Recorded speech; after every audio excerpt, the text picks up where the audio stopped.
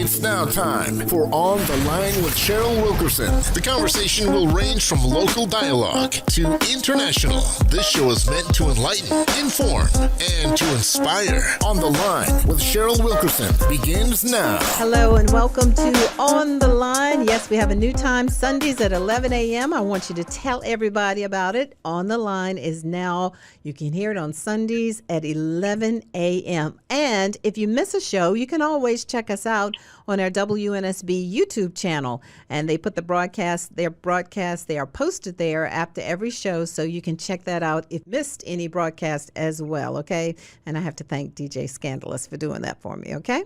All right, so today we welcome a young man who can enlighten us on college sports, concentrating on football, and he can enlighten us on the NFL as well.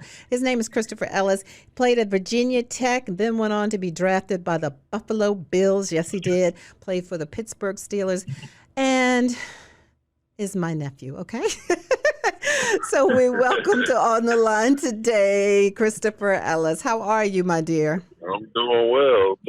Thank you. You should have said the nephew part first. Nephew first and foremost. That's right. So you went to Virginia Tech, but before that, you always wanted to play football, yes or no? Yeah, as far as I can remember. Yeah, it goes back to running out in the yard and being in the street and in the fields next to the house. So, yeah, as far as I can remember, it goes back to single digits, the But sixes how and the did you sevens know? and eights. How did you know it was football or not baseball or not tennis or not soccer? How did you know? That was a good question because I played them all, but I knew because that's the one I excelled in. But that one kind of more fit it kind of fit my forte a little more. Actually, just the being outside, the running, the contact I enjoyed at a young age as well. And so me just being a little bit bigger, than the rest of the kids, I always played with kids a little older than me too. So that kind of expedited that process. But yeah, just being outside, man, anything with a ball, kind of transitions and translated to football of some sort. So yeah, it took off for me early. And so then why did you choose Virginia Tech? Coming out of my Pee Wee League, high school, and then it was, more or less timing and coming out at the time I did in the early 2000s, Virginia Tech was kind of taking off. It was probably 3 or 4 years after Michael Vick had just left and kind of hit the map. So for me, with them having a stance the way they did and me being nationally recruited, they fit that bill. And then them being so strong on defense as they were, they fit that bill as well. Then them producing so many defensive ends, for the NFL, which was my ultimate dream, they fit that bill as well. And what they really did a great job of at the time was, recruiting the state of Virginia and ultimately like the 757 area, which a lot of the guys I played with respected. We were coming out at the same time, played against. They were getting recruited there as well. So it kind of, I was familiar and comfortable and kind of admired their games as well. So just the ability to bring that all in one place where my family could see me play and also I can excel at a high level for what I wanted to do going to the NFL, and it really matched timing-wise. And they did a great job at just recruiting me at a young age, following, tracking my progress and supporting me, through the whole process. So Can you give parents out there today, it doesn't matter the sport, it could be basketball, it could be tennis, it could be whatever. Can you give parents out there today the do's and don'ts or what they should do if their child is being heavily recruited? Heavily recruited is start to draw what you want. The schools obviously want you, or if they haven't come yet, when they do come, they'll want you. And you'll know what they'll want you for. They'll want you for your athletic, your son's athletic or daughter's athletic ability. So they know what they want. It's up to you to know what you want. Now, they're going to offer everything under the moon. That's part of the recruiting process. But it becomes easier and more palatable for you to iron out what you want in the school, what you want out of the experience, who am I sending my kid to? So there's got to be a comfort level there, I would think. And the challenging part now, because so much money and resources are getting dumped into it, is, to not go after necessarily new shiny things and things that glitter as much as it is this a fit for me? And then that comes to knowing your child as parents, the child knowing themselves as a person or coming into themselves and kind of putting together, what that looks like and does that support who my kid is. And who they're growing up to be and what we've raised them to be, more importantly. And so, you start not even a wish list, but a list of, closer to demands of what you want, because it is your experiences. It's a shared experience because they're going to get the athletic ability and you're going to get a chance to get an education. But those next 4 years of development matter. And the days of transferring, and you can, excuse me, my bad, I didn't mean to cut you off. No, you're fine. Go ahead. The days of transferring, everything's open now. So you can transfer, you can go here, you can go there, and it can kind of diminish the experience a little bit as a whole. And so, really finding that fit is even more important than ever now, because now you're not stuck the way you used to be. And so it is a good idea to have the parents involved with the process along with the student. Yeah, okay. Absolutely. Now, this is a big decision for your child, and so obviously you want them to, lead from the front a little bit, but children are still impressionable, and as a parent, you wouldn't either know that about your child or not, I would think. And so with that being said, they're getting recruited a lot of attention. They're hearing it from high school. They're hearing it from college. They have the dreams of their own mixed with the neighborhood.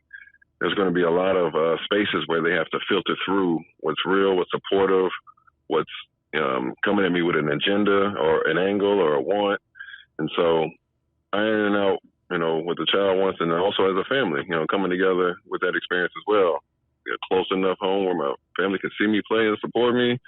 I can be home, but then far enough away to where I have some independence and I can grow into my own. And so, it being a family decision, I think is important, but it's important for the child to lead from the front too, because they ultimately are the ones that have to get through it. We had an interview with Larry West. Larry West was one of the 5 black football players to integrate the University of Georgia. And he said he always wanted to go to Southern Cal, and his parents sat him down and was like, son, we want to see you play. And so that's why he ended up where he did. So I can relate to that advice that you just had for the parents. Now, when you went to Virginia Tech, you actually graduated and got a degree, apparel, housing, and business management. Is it important? Is it necessary today for these athletes that want to go on to a higher level to get that degree? It is. I mean, one, it should segue into your accomplishments. I was raised on you don't start something and not finish it. And so whether it's still your favorite thing ever, whether you're excelling beyond your wildest dreams, or whether, it's hard and you actually had to work your way out of that. If you started it, you finished it is kind of what I was raised on. And so it's important to get your degree now. Obviously, you have a dream. That dream may offer you life-changing money, may offer you, a situation that may change your family's, or money that may change your family situation. That all can get taken into with perspective. But ultimately finishing that, because, obviously with the injuries in sports and everything, nothing's guaranteed.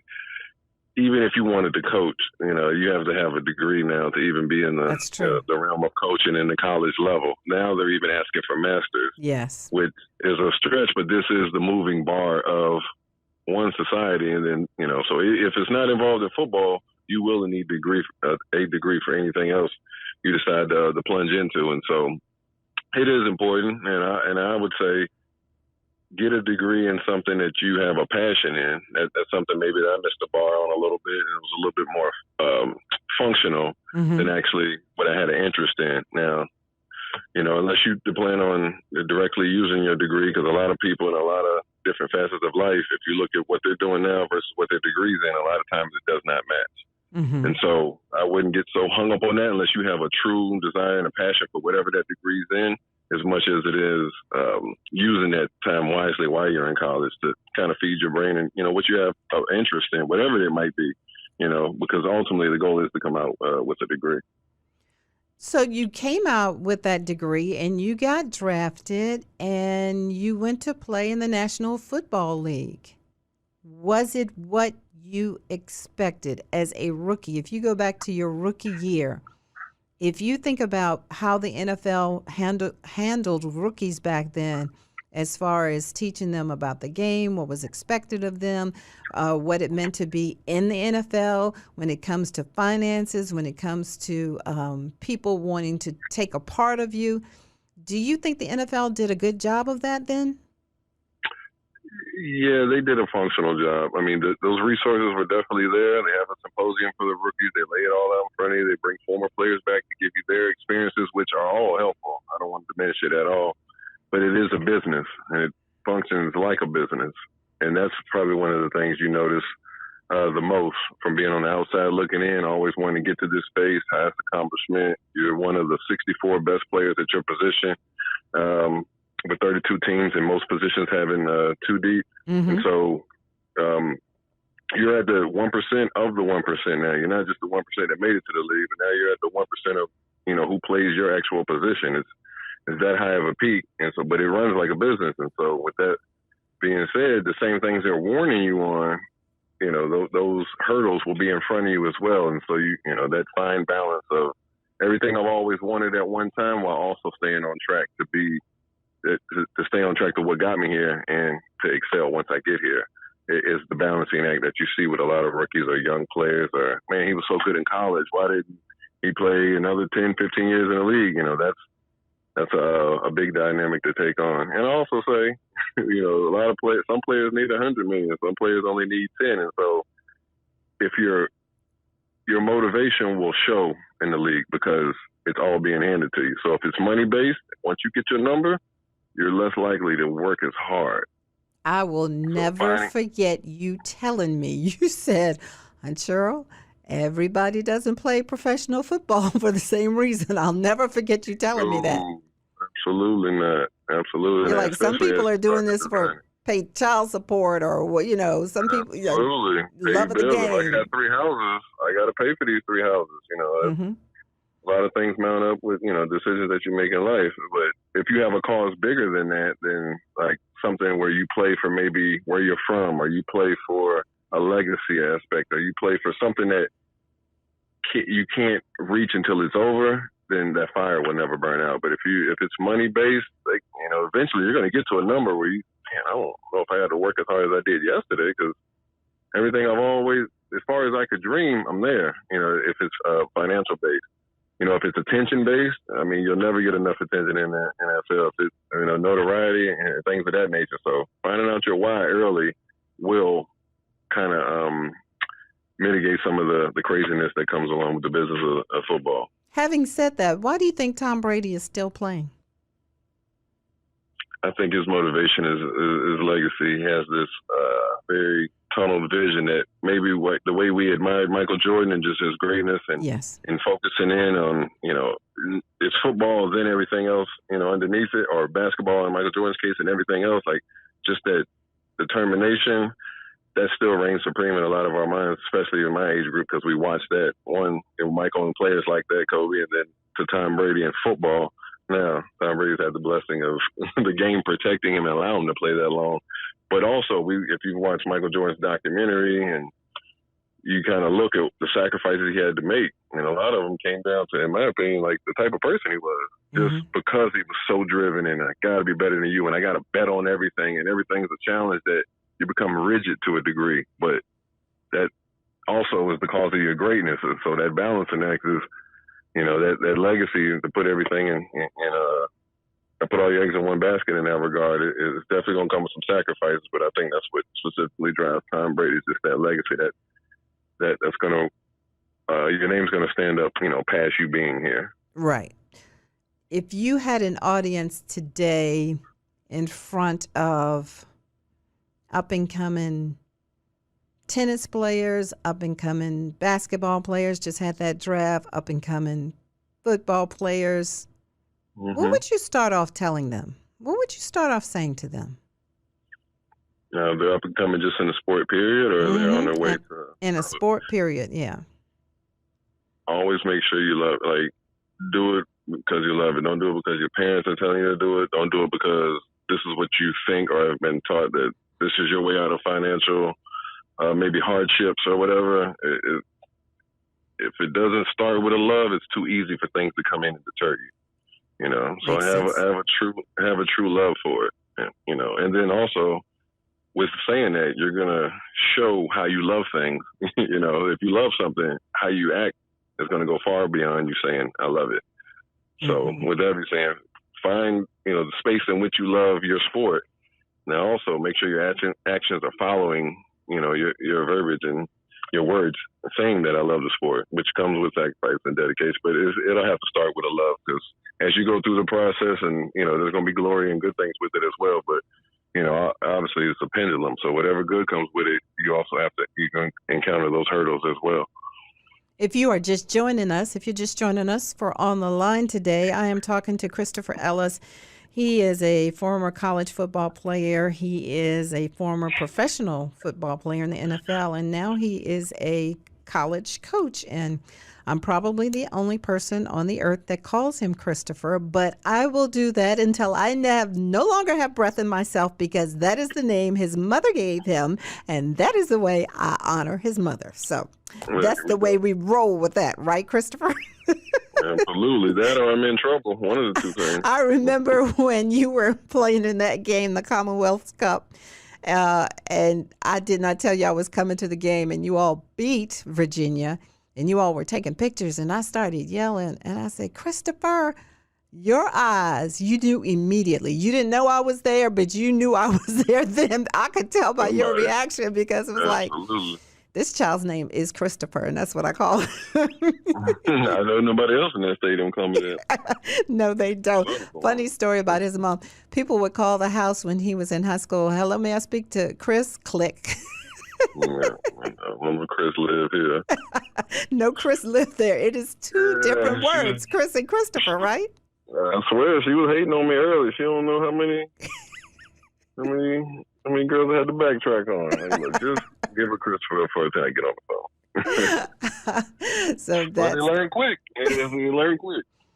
So what is it like to be a college coach, coaching football these days? So much is going on with like you mentioned earlier, the transfer portal is wide open, and you got the NIL deals. And what's going on with this? Are we going to find some more super conferences?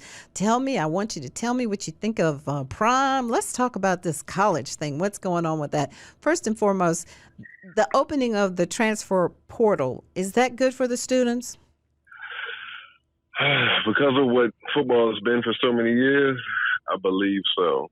It does give some ownership back to the student athlete, and which it hasn't been for so many years. So many years you were locked into what you thought were situations. Maybe you wanted to get out of a situation or under a scholarship, and it wasn't good for you. And sometimes it was good for you, but it didn't matter because you had to sit out a year. There were so many hurdles you had to cross to truly get out of school. And now there's some ownership that if it's not a good situation or not what it was sold to you to be, or what have you, you have an option to put yourself in a better situation. Flip side of that is if you're on your third transfer and you're a junior, now you've built no consistency. You don't have so you should look like you jump ship every so years, or when it gets hard, you don't push through any adversity. And so now with it being wide open, no regulations, and they haven't really pinpointed on what transfers look like. I mean, you can transfer once, the next year you may have to sit out, but then you have grad transfer as well. And so there's layers to it.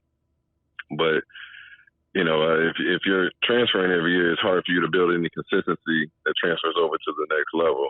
Now, with that being said, every program isn't a great program. Every program isn't a great fit, for you.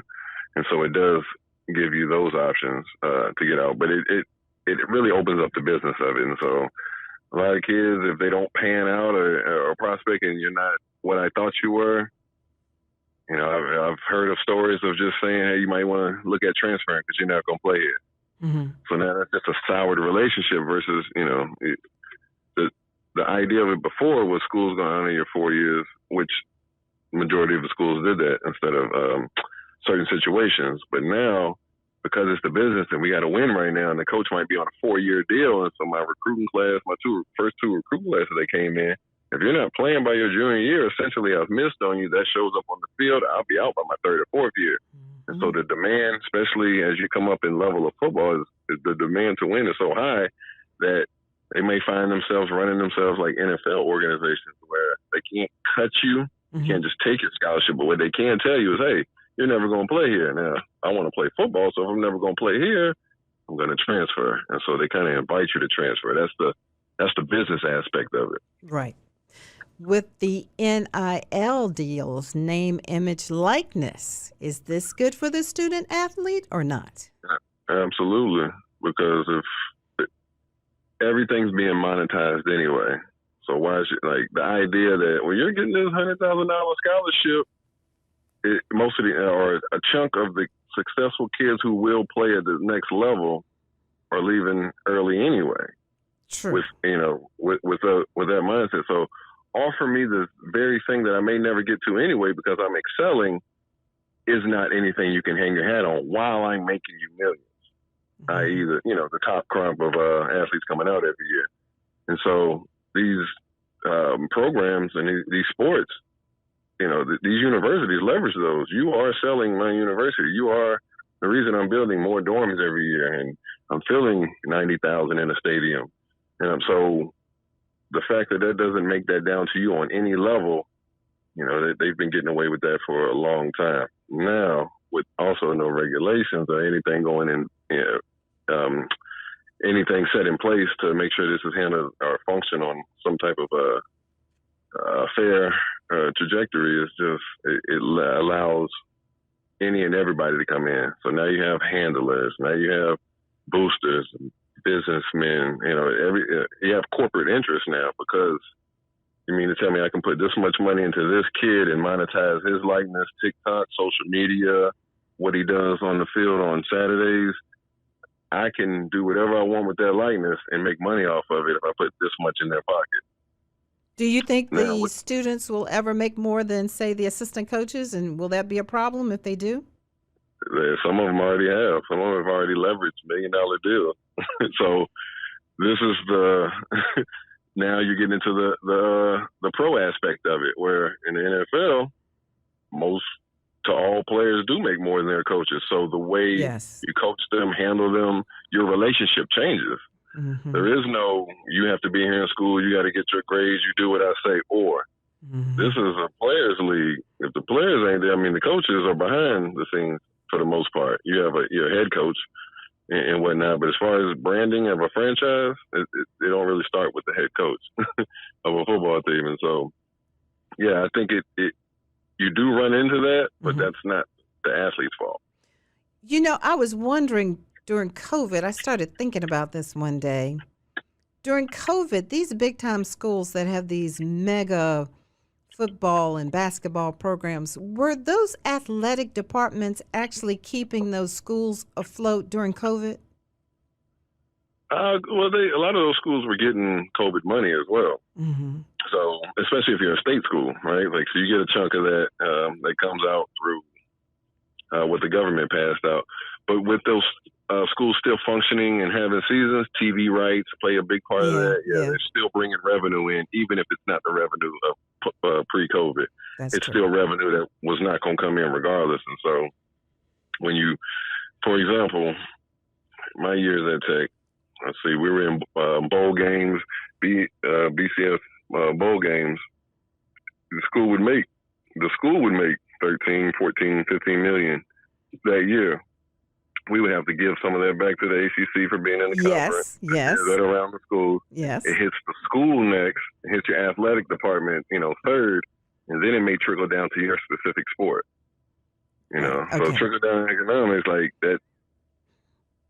If you have enough money for it to get cut 4 ways, and you still have these stadiums and universities, you build weight rooms every year, everything's still new. That just shows you the amount of revenue that can get spread around just due to football or basketball or whatever said sport is that's thriving on campus. Whatever the sport is.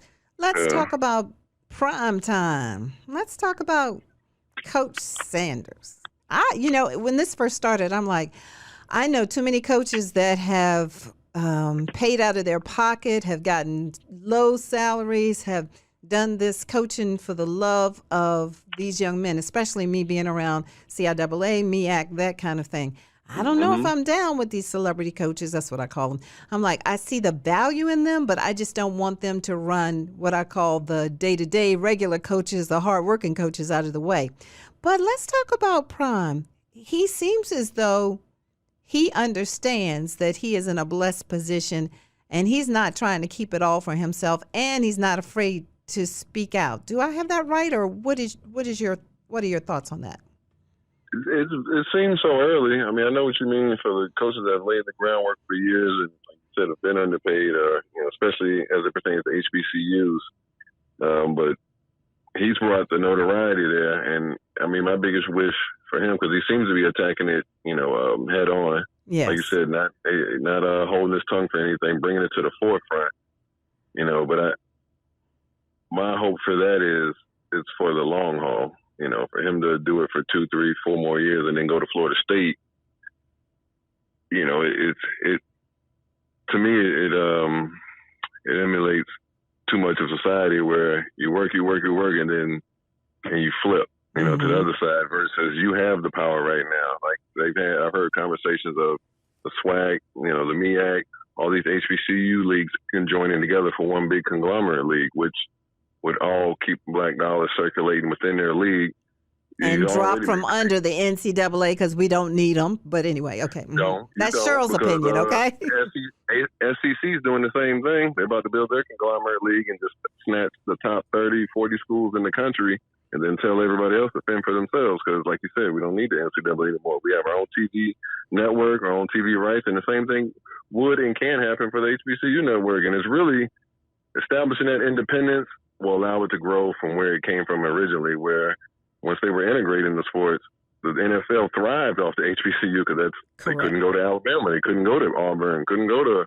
So they were still come getting the prime athlete, and never forget who the prime athlete is. That NFL core is built off the backs of colored athletes, and mostly black athletes. So to establish that in HBCU and one, be vocal about it, two, bring a national number one recruit to your university, it starts to tip a domino, and then they'll all start to fall. Because the reality is, you don't need to go to Alabama to go to the NFL. You don't. And so, in your world of college coaching, did you know ahead of the fact that like USC and UCLA were going to leave the Pac-12 and go to the Big Ten? Were those rumors out there? Did you hear that? Yeah, I mean, we did the same thing in the ACC with Virginia Tech. They were leaving the Big East and coming to the ACC, and that just shows you the leveling of money. Hey, how can we group the most money, who has the biggest following, who has, the biggest fan base, and how can we put that in our league? But that's all contractual stuff. Like for Virginia Tech to leave the ACC right now, even if they went to the SEC and joined another league, they'd have to pay out the SEC, just to be able to leave as a buyout, or the new league would have to put some money in to get them out of there. So it comes with the territory of that as far as like the business aspect of it. But yes, you can kind of foresee, it's the old rule. If you follow the money, you can foresee that it's not going to stay as traditional style. It's going to continue to mount and build to something bigger, more powerful, which in the bigger scheme of things, it just kind of makes what the SEC has been for the last, every year, decade or so anyway, it's just a little farm league for the NFL. Just a farm league. Okay, all right. Yeah. And we are running out of time, but quickly, let me ask you this one. Why are some of these conferences coming after our HBCUs? It's right. They know where they go get these kids from. They wouldn't waste their time if they didn't see the value in it. They know exactly what areas, what demographics, where they go get these kids from. And they've been doing this for years. They've been tapped into the churches, the school, the uncle that the kid stays with. That's his favorite uncle. Whoever it is that monetizes these spaces or has the ear to these communities, they go to them first, and they'll work down from there. So now when somebody like Prime, who's done it at the highest level, who nobody can really refute whether you like it or don't like it, you can't say he's not qualified, and so to be able to do it, put it on the forefront, and then snatch it, be in the back pocket of your recruit, of course you got a problem with it. Yeah. And so pushback is just to show you how ugly the business really is. Because let me see, Nick Saban, now he has all those nationals, but look at Nick Saban in your living room and look at Deion Sanders in your living room. If you're somebody of color, it's not even close, honestly. It's not. And that's why Saban snapped. What's that? That's why Saban snapped a few weeks ago. Because the more that's the thing, the next year after that, he's only building strength. Like he's going to be charismatic. His resume speaks for itself. He's vocal. He relates to these kids. The culture built around it is something that they know and are comfortable with, and at the core prefer. What can Saban come in there and offer you besides the national? Like, if you want the shiny things and the glitz and the glamour, obviously, right? Like, they're going to have more of that. But if it means more to you to be visible to the next younger you, you're gonna, I think, see more of that in the HBCU. And the more that stays ingrained and he continues to build around it, and they continue to stack brick by brick as far as like that vision and that option, that threatens, that threatens somebody like Saban, who's making $10 million a year. That threatens what he does, because he's only 4, 5, 6 recruits from not being what we've known him to be the last 10 years. He won't be terrible. He just won't be that. Christopher Ellis, we have run out of time. I enjoyed this conversation with you. Thank you for doing it. Again, if you missed all of the conversation, you can check us out on our WNSB YouTube channel. Christopher, thank you so much. I appreciate you. I appreciate it. I can talk about this all day because it's ever changing, and people do need to know, especially if this is something that you want to put yourself, not only yourself in, but your family, and there's a lot that comes with it. So that is correct. And people can come see you coach, right? Yeah, come on up the street. Right there at Richmond, University of Richmond. We put about 10,000 in there, but if you come, it'll be 10,01. So 10,001. So yeah, we're starting the season. I'm excited. This is my first year at Richmond. Come check us out. Thank you so much. And thank you all for listening. Have a great Sunday afternoon. I'm Cheryl Wilkerson. We will talk again next week. The whole